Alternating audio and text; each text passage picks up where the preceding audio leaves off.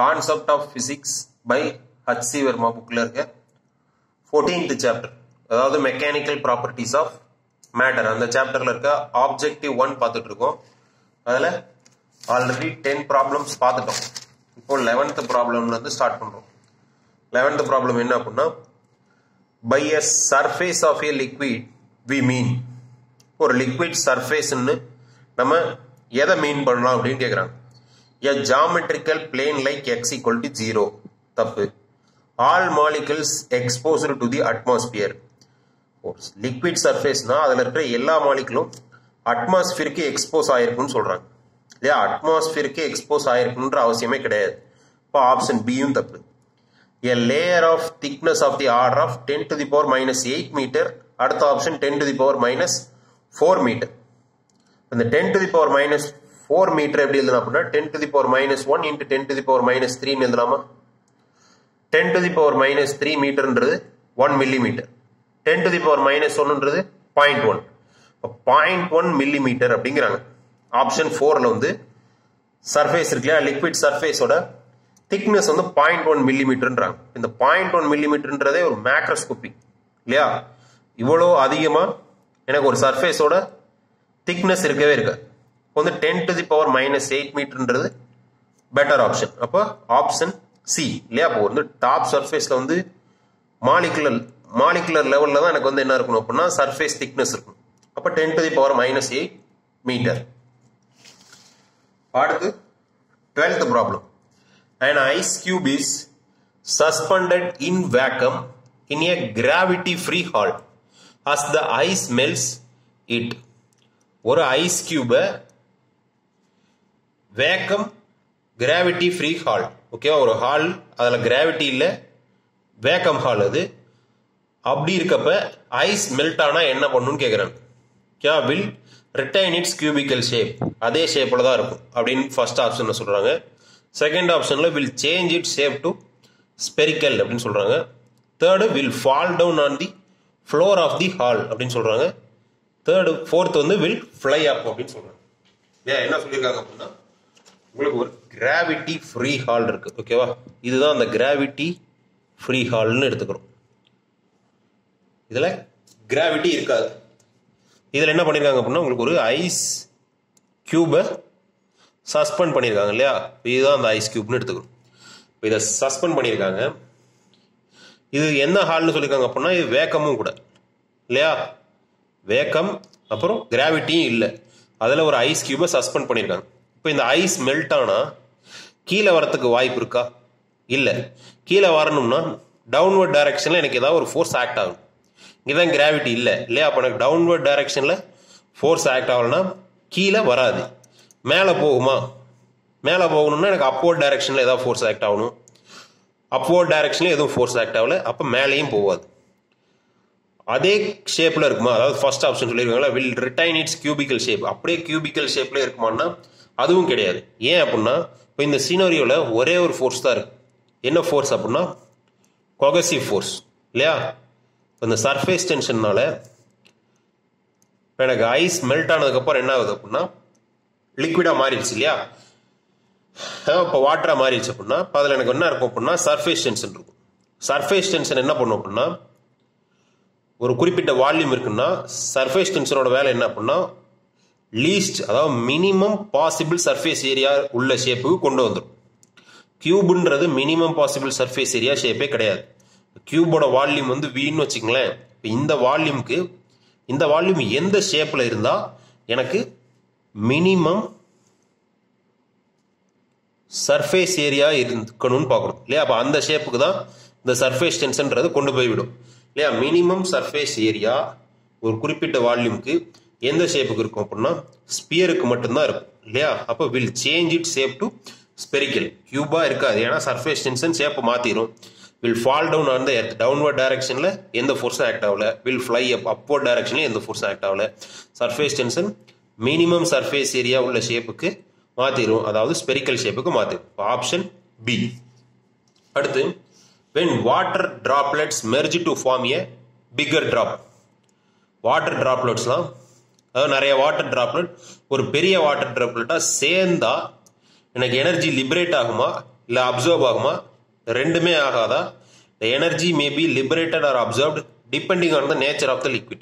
லிக்விடோட நேச்சரை பொறுத்து லிபரேட்டோ இல்ல அப்சர்வோ ஆகலாமா அப்படின்னு கேட்குறாங்க இல்லையா? இப்போ எனக்கு 2-3 வாட்டர் டிராப்லெட் சேர்ந்து எனக்கு பிக்கர் வாட்டர் டிராப்லெட்டா மாறுது இல்லையா? ஒரு 2 வாட்டர் டிராப்லெட் நம்ம எடுத்துப்போம். ஃபர்ஸ்ட் டிராப்லெட்டோட சர்ஃபேஸ் ஏரியா இருக்கு இல்லையா, அதை S1 செகண்ட் டிராப்லெட்டோட சர்ஃபேஸ் ஏரியாவை நான் S2 எடுத்துக்கிறேன். ஓகேவா? இது ரெண்டும் சேர்ந்து அடுத்தது என்ன மாறிடுச்சு அப்படின்னா ஒரு பெரிய வாட்டர் டிராப்லெட்டா மாறிடுச்சு. அதானே water droplets merge to form a bigger drop அப்படின்னு தான் கொடுத்துருக்காங்க. இப்போ 2 வாட்டர் டிராப்லெட் சேர்ந்து ஒரு பெரிய வாட்டர் டிராப்லெட்டா மாறி இருக்கு. இப்போ இதோட சர்ஃபேஸ் ஏரியா இருக்கு இல்லையா, அதை நான் எஸ்ன்னு எடுத்துக்கிட்டேன்னா எஸ் கண்டிப்பா S1 + S2 விட கம்மியா தான் இருக்கும். அதாவது முன்னாடி இருந்த கேஸுக்கு, அதாவது தனித்தனி வாட்டர் டிராப்லெட்டா இருந்தப்ப அதுக்கு இருந்த சர்ஃபேஸ் ஏரியா விட ஒரு டிராப்லெட்டா மாறினதுக்கு அப்புறம் அதோட சர்ஃபேஸ் ஏரியா குறையும் இல்லையா? இது தெரியும் எல்லாத்துக்குமே. சர்ஃபேஸ் ஏரியா குறையுது அப்படின்னா என்ன அர்த்தம்? சர்ஃபேஸ் ஏரியா குறையுதுன்னா சர்ஃபேஸ் எனர்ஜியும் குறையுதுன்னு அர்த்தம் இல்லையா? அப்ப எனக்கு அந்த சர்ஃபேஸ் குறைஞ்ச சர்ஃபேஸ் எனர்ஜி எனக்கு என்னதான் ஆகணும்? ரிலீஸ் தான் ஆகணும். அப்ப எனர்ஜி இஸ் லிபரேட்டட். இங்க நேச்சர் ஆஃப் த லிக்விட்லாம் டிபெண்ட் பண்ணியே இருக்காது இல்லையா? சர்ஃபேஸ் ஏரியாவை தான் டிபெண்ட் பண்ணிருக்கு. சர்ஃபேஸ் ஏரியா முன்னாடில இருந்து இப்ப என்னதான் ஆயிருக்கு? கம்மியா தான் இருக்கு. அப்ப அந்த சர்ஃபேஸ் எனர்ஜி என்னவா மாறிடுது அப்படின்னா லிபரேட் ஆயிடுது. அடுத்து ப்ராப்ளம் 14. சிம்பிள் ப்ராப்ளம் தான். த dimension m l⁻⁻1 t⁻⁻2 can correspond to அப்படின்றாங்க. பார்த்ததுமே தெரியுது என்ன அப்படின்னா மாடுலஸ் ஆஃப் எலாஸ்டிசிட்டி தான். எப்படி modulus of எலாஸ்டிசிட்டிக்கு m l⁻⁻1 t⁻⁻2 வந்துச்சு? மாடுலஸ் ஆஃப் எலாஸ்டிசிட்டிக்கு என்ன unit? Newton per metre square இல்லையா? நியூட்டன் நம்ம எப்படி எழுதலாம்? kg metre per second square எழுதலாமா? இன்ட்டு 1/மீட்டர் ஸ்கொயர். இந்த மீட்டர் ஸ்கொயர் இப்போ மீட்டருக்கு ஸ்கொயர் கேன்சல், ரிமைனிங் என்ன இருக்கு? kg m⁻⁻1 s⁻⁻2. கேஜினா என்னது? மாசு. மீட்டர் என்னது? லென்த்து. l⁻⁻1 செகண்ட்ன்றது டைம். இப்போ t⁻⁻2 m l⁻⁻1 t⁻⁻2. கரெக்டா இருக்கா? அப்போ ஆப்ஷன் என்னது? C, modulus of elasticity. அடுத்த problem. Air is pushed into a soap bubble of radius r to double its radius. Air is pushed into a soap bubble of radius r to double its radius. If the surface tension of the soap bubble is S, the work done in this process is அப்படின்னு கேட்குறாங்க. இப்போ radius என்ன பண்றாங்க அப்படின்னா double பண்றாங்க. Surface ஏரியாவை increase பண்ணணும் இல்லையா? சர்ஃபேஸ் ஏரியாவை இன்க்ரீஸ் பண்ணணும்னா நம்ம தான் ஒர்க் பண்ணணும் இல்லையா? அப்போ ஒர்க் டன் எவ்வளவா இருக்கும்னு கேட்குறாங்க. ஒர்க் டன் என்னவா இருக்கும்? அந்த சர்ஃபேஸ் ஏரியாவை இன்க்ரீஸ் பண்ண தேவைப்பட்ட எனர்ஜி தான் ஒர்க் டன் இல்லையா? சர்ஃபேஸ் எனர்ஜி என்னன்னு மீன் பண்ணும்? Surface tension into change in ஏரியான்னு சொல்லலாமா? அதாவது ஒர்க் டன் சர்ஃபேஸ் டென்ஷன் இந்த இடத்துல எஸ்ன்னு எடுத்துக்க சொல்றாங்க, இன்ட்டு சேஞ்ச் இன் ஏரியா. இப்போ S into change in area எவ்வளவு? 4πr² மைனஸ் r1² எழுதலாமா? ஏன்னா சர்ஃபேஸ் ஏரியா ஆஃப் தி என்னதான் இருக்கு? இங்க சோப் பபிள் இருக்கு இல்லையா? அப்போ சோப் பபிள்ன்றது ஸ்பெரிக்கல் ஷேப்ல இருக்கும். அப்போ ஸ்பெரிக்கல் ஷேப்புக்கு சர்ஃபேஸ் ஏரியா ஃபார்முலா என்னது? 4πr. அப்போ இங்க சேஞ்ச் இன் சர்ஃபேஸ் ஏரியானா 4πr² மைனஸ் r1². இதுல முக்கியமா நோட் பண்ண வேண்டியது என்ன அப்படின்னா கொடுத்துருக்கிறது சோப் பபிள். சோப் பபிள்னா இப்போ எப்படி இருக்கும்?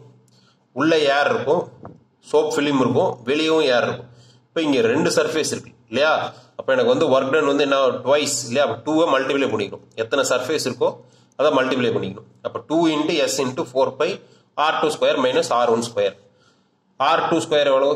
ஏதோ r2 எவ்வளவு? முன்னாடி இருந்ததை விட இப்போ எனக்கு டபுள் ஆயிருக்குன்னு சொல்றாங்க இல்லையா? முன்னாடி இருந்ததை விட இப்போ எனக்கு டபுள் ஆயிருக்குன்னு சொல்றாங்க. ஓகே, அப்போ முன்னாடி இருந்த விட்டு டபுள் ஆச்சுன்னா r2ன்றது 2r மாறி இருக்கு இல்லையா? முன்னாடி r இருந்துச்சுன்னா இப்போ 2r மாறி இருக்கு. 2r² minus r². அப்போ 2 into S into 4π into 2r² எவ்வளவு? 4r² minus r².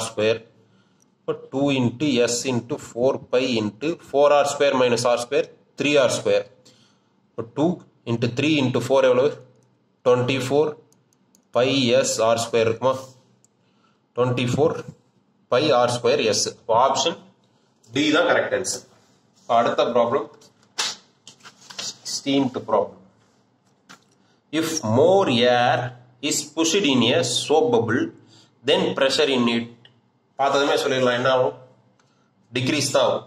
ரெண்டு வகையா எக்ஸ்பிளைன் பண்ணலாம் இல்லையா. இப்போ எனக்கு ஒரு சோப் பபிள்ல என்ன பண்றாங்க அப்படின்னா, எனக்கு வந்து மோர் ஏரை புஷ் பண்றோம்னு சொல்றாங்க. மோர் ஏரை புஷ் பண்ணீங்கன்னா என்ன ஆகுது அப்படின்னா, எனக்கு முன்னாடி இருந்ததை விட இப்போ எனக்கு வால்யூம் இன்க்ரீஸ் ஆகுது இல்லையா. இப்போ எனக்கு வால்யூம் இன்க்ரீஸ் ஆனிச்சு அப்படின்னா ப்ரெஷர் டிக்ரீஸ் ஆச்சு அப்படின்னு ஸ்ட்ரைட்டாக சொல்லிடலாம். இல்லை வந்து எக்ஸஸ் ப்ரெஷர் ஃபார்முலா வச்சு சொல்லலாம். இது வந்து சோப் பபிள் இல்லையா. அப்போ P equal to excess pressure equal to 4 into surface tension divided by radius இல்லையா. அப்போ எனக்கு வந்து ஏரை உள்ள புஷ் பண்ணாங்கன்னா எனக்கு சோப் பபிள் பெருசாகும். பெருசாகுதுன்னு என்ன அர்த்தம், எனக்கு வந்து ஆர் இன்க்ரீஸ் ஆகுதுன்னு அர்த்தம். ஆர் இன்க்ரீஸ் ஆனிச்சுன்னா எனக்கு வந்து ப்ரெஷர் டிக்ரீஸ் ஆகும். ஏன்னா ப்ரெஷர் வந்து இன்வெர்ஸ்லி ப்ரொபோஷனல் டு ஆர். இந்த இடத்துல சர்ஃபேஸ் டென்ஷன் கான்ஸ்டன்ட் தான் இல்லையா.